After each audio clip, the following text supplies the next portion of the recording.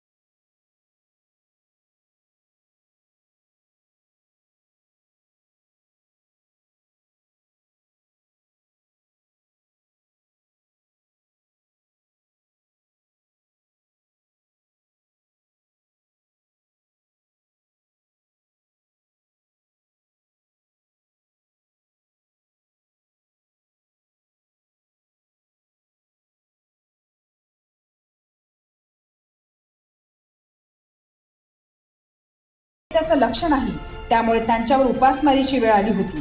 दिलीप चव्हाण यांनी त्यांच्यासाठी शासकीय स्तरावर प्रयत्न केले.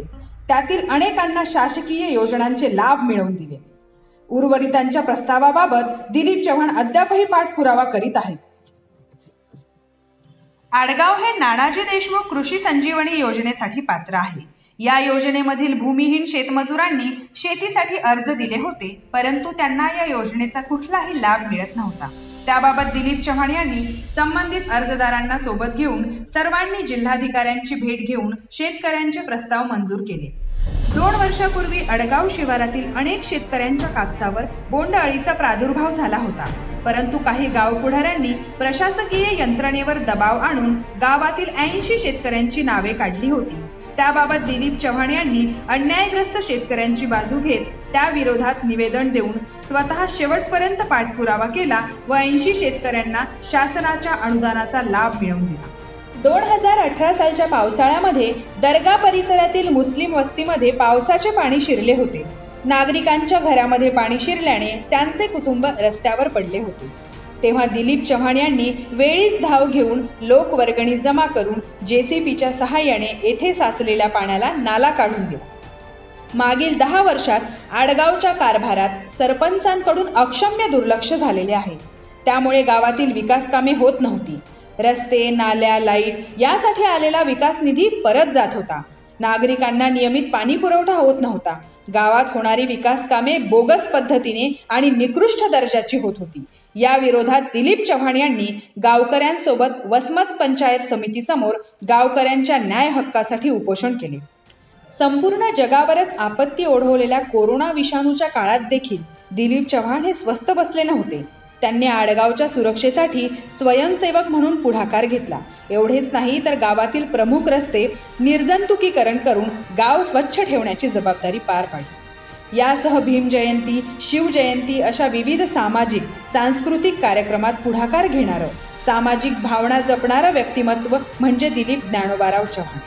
मागील अनेक वर्षापासून आडगावच्या विकासाला बसलेली खीळ काढायची असेल तर दिलीप चव्हाण यांचं नेतृत्व आता गावकऱ्यांनी स्वीकारलं आहे. गावातील तरुणांना, सुशिक्षितांना, जाणकारांना आता बदल हवा आहे. त्यांना ग्राम विकासातून परिवर्तन हवं आहे. अशा प्रगल्भ मतदारांनी दिलीप चव्हाण यांच्या पाठीशी खंबीरपणे उभं राहण्याचे ठरविले असून त्यांच्या नेतृत्वाखाली बदल निश्चित आहे. दिलीप ज्ञानोबाराव चव्हाण यांनी उभारलेल्या शिवस्वराज्य ग्राम विकास पॅनलने आडगावच्या विकासाचा दृष्टिकोन ठेवला असून गावाच्या विकासाचा जाहीरनामा तयार केला आहे. त्यामुळे मतदार बंधू आणि भगिनींनो, जागे व्हा. परिवर्तनाचे भागीदार व्हा आणि समतावादी बहुजनवादी शिवस्वराज्य ग्राम विकास पॅनलला प्रचंड मतांनी निवडून आणा. जातीपातीला नाही थारा, शिवस्वराज्याला विजयी करा. निशाणी लक्षात ठेवा. कपबशी, टीव्ही आणि कपाट.